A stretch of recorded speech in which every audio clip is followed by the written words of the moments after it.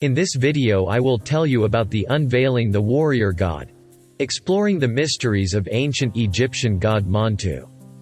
I hope you like my video. Please don't forget to like and subscribe my videos.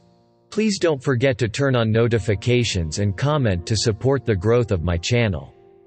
Montu was a falcon god of war in the ancient Egyptian religion, an embodiment of the conquering vitality of the pharaoh. He was particularly worshipped in Upper Egypt and in the district of Thebes. Whom victory was foretold as he came from the womb, whom valor was given while in the egg, bull firm of heart as he treads the arena, godly king going forth like Montu on Victory Day. Montu's name, shown in Egyptian hieroglyphs to the right, is technically transcribed as Mntw. Because of the difficulty in transcribing Egyptian vowels, it is often realized as Mont, Munthu, Monju, Ment or Menthu. A very ancient god, Montu was originally a manifestation of the scorching effect of Ra, the sun, and as such often appeared under the epithet Montu Ra.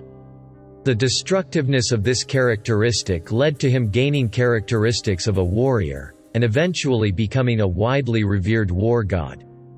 The Egyptians thought that Montu would attack the enemies of Maat while inspiring, at the same time, glorious warlike exploits. It is possible that Montu Ra and Atum Ra symbolized the two kingships, respectively, of Upper and Lower Egypt. When linked with Horus, Montu's epithet was Horus of the strong arm. Because of the association of raging bulls with strength and war, the Egyptians also believed that Montu manifested himself as a white, black-snouted bull named Butchis, to the point that, in the late period, Montu was depicted with a bull's head too. This special sacred bull had dozens of servants and wore precious crowns and bibs.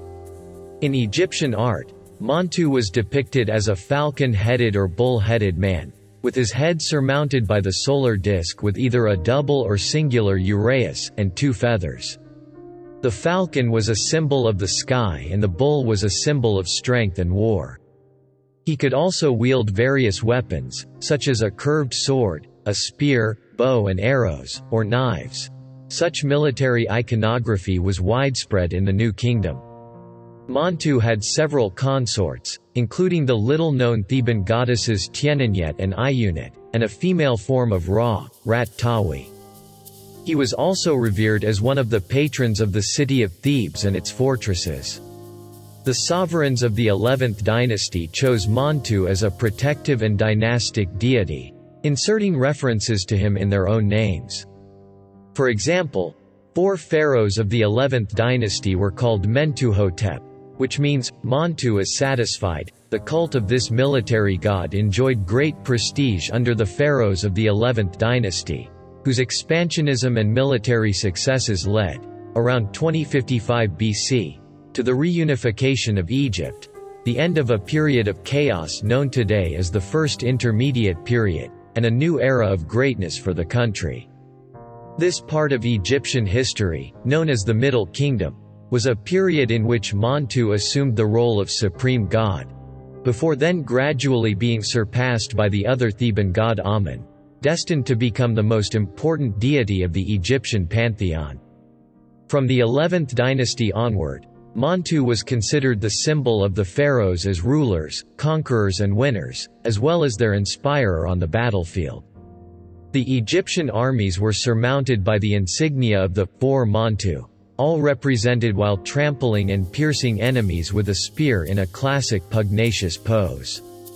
A ceremonial battle axe, belonging to the funeral kit of Queen Aotep II, great royal wife of the warlike pharaoh Kamose, who lived between the 17th and 18th dynasty, represents Montu as a proud-winged griffin, an iconography clearly influenced by the same Syriac origin which inspired Minoan art.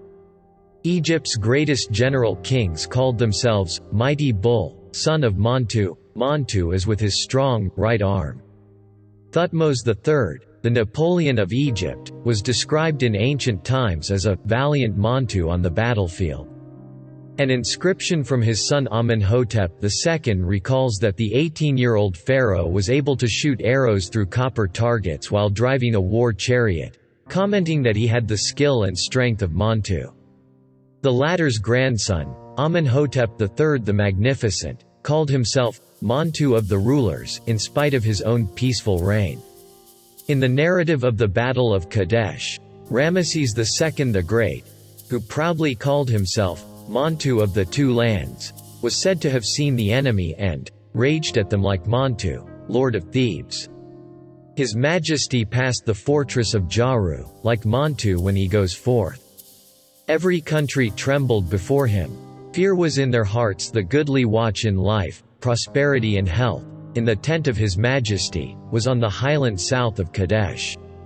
When His Majesty appeared like the rising of Re, he assumed the adornments of his father, Montu. The temple complex of Montu in Medamud, the ancient Medu, less than 5 kilometers northeast of today's Luxor, was built by the great pharaoh Senusret III of the 12th dynasty, probably on a pre-existing sacred site of the Old Kingdom. The temple courtyard was used as a dwelling for the living Butchie's bull, revered as an incarnation of Montu. The main entrance was to the northeast, while a sacred lake was probably on the west side of the sanctuary. The building consisted of 2 distinct adjoining sections, perhaps a temple to the north and a temple to the south. It was built in raw bricks, while the innermost cella of the deity was built of carved stone. The Templar complex of Medamud underwent important restorations and renovations during the New Kingdom, and in the Ptolemaic and Roman period. At Armant, the ancient Iuni, there was an impressive temple of Montu at least since the 11th dynasty, which may have been native of Armant. King Mentuhotep II is its first known builder, but the original complex was enlarged and embellished during the 12th dynasty, the less well-known 13th dynasty, and later in the New Kingdom. Ramesses II and his son Merneptah of the 19th dynasty added colossi and statues. It was dismantled, except for a pylon, in the late period, but a new temple was begun by King Nectanebo II, the last native pharaoh of Egypt, and continued by the Ptolemies. In the 1st century BC, Cleopatra VII built a Mamisi and a sacred lake there in honor of her son, the very young Ptolemy XV Caesarion. The building remained visible until 1861, when it was demolished to reuse its material in the construction of a sugar factory.